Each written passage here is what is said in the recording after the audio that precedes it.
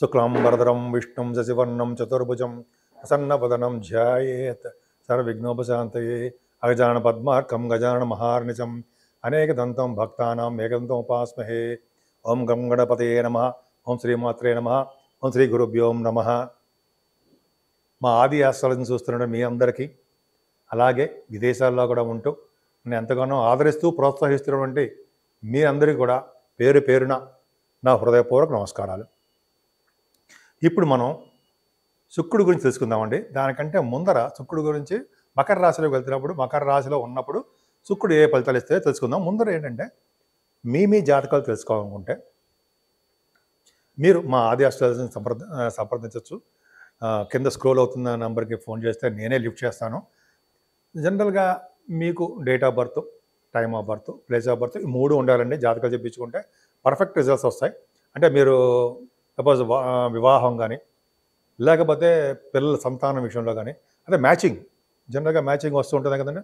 ఒక వధువుకి ఓ వధుడికి మ్యాచ్ అయిందా లేదా అని ఉంటాయి కదా. ఇట్లాగా రకరకాల సన్నివేశాల్లో అనేక రకాల ముహూర్తాలు పెట్టడంలో కూడా మా ఆది ఆస్ట్రాలజీ తరఫున నేను మీ ఆది తరఫున నేనే ముహూర్తాలు పెడతాను. ఇంకెవరు చేయరు, నేనే చేస్తూ ఉంటాను. అలాగే మీరు ఒకవేళ నేను ఫోన్లో లిఫ్ట్ చేయనప్పుడు వాట్సాప్లో మెసేజ్ పెట్టండి. తప్పకుండా మీకు ఫోన్ చేస్తాను.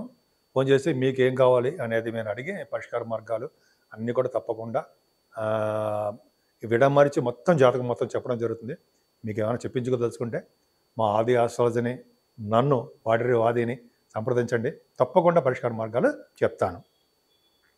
ఇప్పుడు మనం యాక్చువల్గా శుక్రుడు అనేవాడు ధనుర్రాశిలోంచి మనకి మకర రాశిలోకి ప్రవేశిస్తున్నాడు. ఎప్పటి వరకు ఉంటాడంటే 28వ తారీఖు వరకు కూడా మకర రాశిలోనే ఉంటాడు శుక్రుడి ప్రభావం. ఇంతకుముందు 16వ తారీఖునే డిసెంబర్ 16 కదగానే కన్యా రాశిలోకి ధనురాశిలో శుక్రుడు ఉన్నాడు.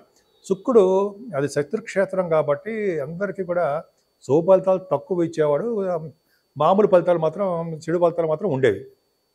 శుభ ఫలితాలు అంత ఎక్కువ ఉండవు. కానీ మిత్రక్షేత్రమైనటువంటి మకర రాశిలోకి, శని క్షేత్రం కదా, మకర రాశిలోకి మిత్రుడు అవుతాడు కదా శని శుక్రుడికి. అలాగా ఆ రాశిలో ప్రవేశించడం వలన 12 రాశుల వాళ్ళకి ఎలా ఉండబోతోంది అని తెలుసుకుందాం. ఈ శుక్రుడు ప్రభావం ఎప్పుడు 28 అంటే జనరల్గా 2వ తారీఖు డిసెంబర్ నుంచి 28వ తారీఖు డిసెంబర్ వరకు 26 రోజుల పాటు మకర రాశిలో ఉంటాడు శుక్రుడు. 12 రాశుల వాళ్ళకి ఏ ప్రభావం ఉంటుంది, ఎలా ఉండబోతోంది, ఆయన ఇచ్చే ఫలితాలు ఎలా ఉంటాయో తెలుసుకుందామండి. ముఖ్యంగా కుంభరాశి వాళ్ళకి రాజయోగకారకుడు శుక్రుడే కదా. అవును. 4th హౌస్ లార్డ్, కేంద్రాధిపతి 4th హౌస్ లార్డ్ అండ్ భాగ్యాధిపతి బ్రహ్మాండంగా ఉన్నాడు కదండి ఆయన శుక్రుడు. ఆయన 12వ భావంలో ఉన్నాడు. తప్పే. ఎందుకని 12వ భావంలో శుక్రుడు రాజయోగకారకుడు కాదు కదండి. ఎప్పుడు ఖర్చులు అధికంగా పెట్టించేస్తుంటాడు. కానీ 4th హౌస్ లార్డ్గా ఆయన మీకు ఒక యోగాన్ని ఇస్తాడండి. యోగాన్ని అంటే జనరల్గా ఏంటంటే 4th హౌస్ లార్డ్గా మీ మదర్ గారికి బాగా ఖర్చులు పెట్టించడము, ఆవిడికి కొద్దిగా హెల్త్ ప్రాబ్లమ్స్ ఇవ్వడము. ఎందుకంటే 4th హౌస్ లార్డ్ మీకు 2nd భావంలోకి 12th హౌస్లోకి వచ్చాడు కదా. అంటే చదువు రీత్యా, అంటే విద్య రీత్యా అనమాట.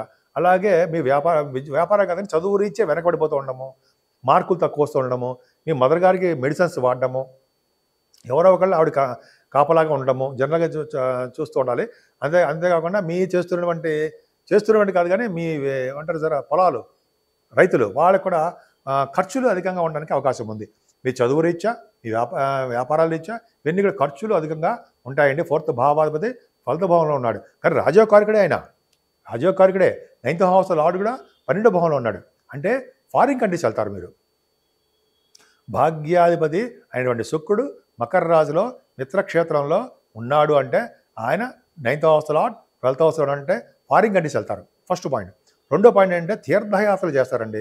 తీర్థయాత్రలు చేయడం వల్ల విశేషమైన ధనం ఖర్చు పెట్టేస్తుంటారు. అంతే మంచిదే కదా. గుళ్ళకి, గోపురాలకి, చెరువులు తవ్వించడానికి, అన్నదానాలకి మీరు బాగా డబ్బులు ఖర్చు పెట్టడానికి అవకాశం ఉంది. తిరుగుతూ ఉంటారు. పైగా బట్టలు కొనుక్కుంటారు, వస్త్రాలు కొనుక్కుంటూ ఉంటారు, ఆభరణాలు కొనుక్కుంటారు. వీటి వలన ధనం ఖర్చు అయిపోతూ ఉంటుంది. అలాగే భాగ్యస్థానం, వివాహ శుభకార్యాలు కూడా చేస్తూ ఉంటారండి. బాగా డబ్బులు కూడా బాగా విపరీతంగా ఖర్చు పెట్టడానికి అవకాశాలు ఉన్నాయి. చదువు రీత్యా, ఉన్నతమైన చదువు రీత్యా, బిజినెస్ల రీత్యా, షూటింగ్ల రీత్యా.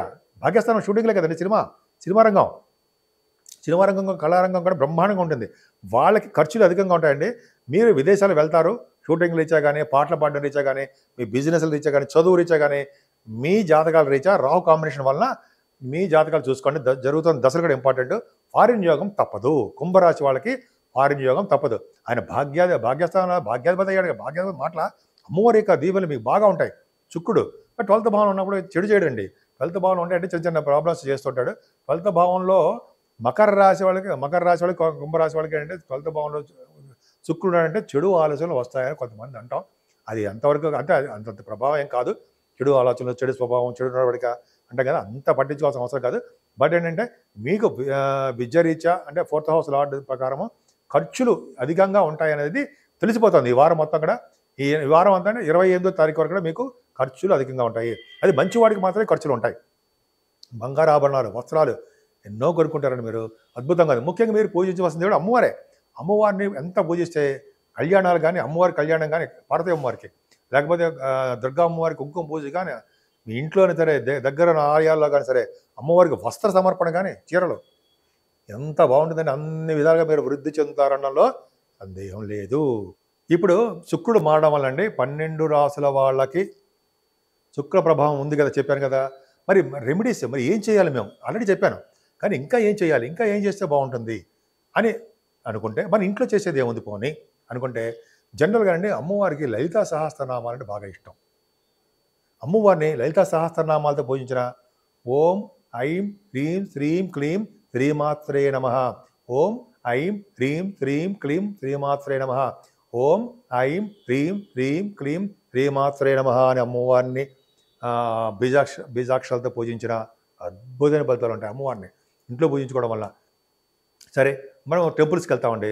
అమ్మవారి టెంపుల్స్కి ఎక్కడికి వెళ్ళినానండి, మంగళవారం పూట అంటే మంగళవారం అమ్మవారిని పూజించడం వల్ల నిమ్మకాయలతో అంటాం కదా, నిమ్మకాయలు తిప్పి మనం దీపాలు వెలిగిస్తాం కదా, రాహుకాల పూజలు అంటాం కదా, అది చేసుకున్న శుక్రవారం కూడా అమ్మవారికి చాలా ఇష్టం అండి. అమ్మవారి పవర్ అంటే బెజవాడ కనకదుర్గ అమ్మవారు ఇంకా పవర్ఫుల్. అలాగే మీకు దగ్గరలో ఉన్న ఏ అమ్మవారైనా సరే, కనకదుర్గ అమ్మవారైనా సరే, ఎక్కడైనా ఏ గ్రామ దేవత అయినా సరే అమ్మవారిని పూజించడం విశేషం. అలాగే సంతోషమాత అమ్మవారిని పూజిస్తే సకల శుభాలు కలుగుతాయి అమ్మవారు కదా. అలాగే ఆ అమ్మవారికి కనకదుర్గ అమ్మవారైనా సరే ఎవరైనా సరే ముఖ్యంగా కుంకుమ పూజ చేయించాలండి. కుంకుమ పూజ ఎరుపు అంటే ఆవిడకి ఇష్టం. దోషాలు పోగొడతారు. అగా ఎటువంటి గ్రహ దోషాలు ఉన్నా అమ్మవారి కుంకుమ పూజ చేయించుకుంటే పర్ఫెక్ట్గా గ్రహ దోషాలు పోతాయి. ఎందుకంటే అమ్మవారి యొక్క ఆధీనంలోనే ఈ గ్రహాలన్నీ ఉంటాయని చెప్పి మన శాస్త్రాలు ఉన్నాయి కదా, మనం చదువుకున్నాం, మనం విన్నాం కూడా. అవును, సరే, అది ఒకటి. అంతే కదా, కొంతమంది మనం ఈ చండీ హోమాలను చేయిస్తుంటారండి. చండీ హోమాలు కూడా చేయించుకుని చాలా మంచిది. ఎందుకంటే అందులోనే నవగ్రహాలకి కూడా వాళ్ళు ఆవాహన చేస్తూ ఉంటారు పూజలు, హోమాలు. అంటే చండీ హోమంలోనే ఈ చండీ నవగ్రహాల యొక్క ఇది ఉంటుంది. అదొకటి. చండీ సప్తసతి అని ఉంటుంది. అది ఇలాగనే చేయించుకోవడం వల్ల శుక్రుడు వల్ల వచ్చే దోషాలు ఏమైనా ఉంటే అరికట్టడమే కాకుండా శుక్రుడు వచ్చే శుభ ఫలితాలు ఎక్కువ ఇవ్వడానికే అవకాశాలు ఉంటాయి. ఆవిడ ఎటువంటి యాక్సిడెంట్స్ కాకుండా, ఎటువంటి చెడు దృష్టి మనమే పడకుండా, ఎటువంటి ప్రాబ్లమ్స్ లేకుండా సదా రక్షగా అమ్మవారు మనల్ని కంటికి రెప్పలా కాపాడుతారనడంలో సందేహం లేదండి. ఈ 12 రాసుల వాళ్ళు ఆచరించదగ్గ పనులు ఇవే, అమ్మవారి యొక్క పూజలే.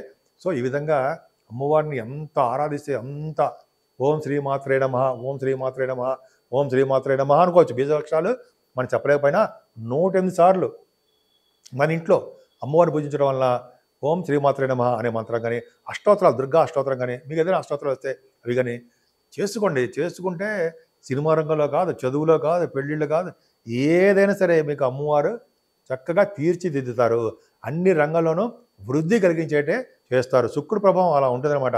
కొన్ని రాశులకి మరి మంచివాడు కాదన్నాం కదా, ఆ రాశుల వాళ్ళకు కూడా ఆవిడ యోగాన్నే కలిగిస్తారన్నలో ఏమాత్రం సందేహం లేదు.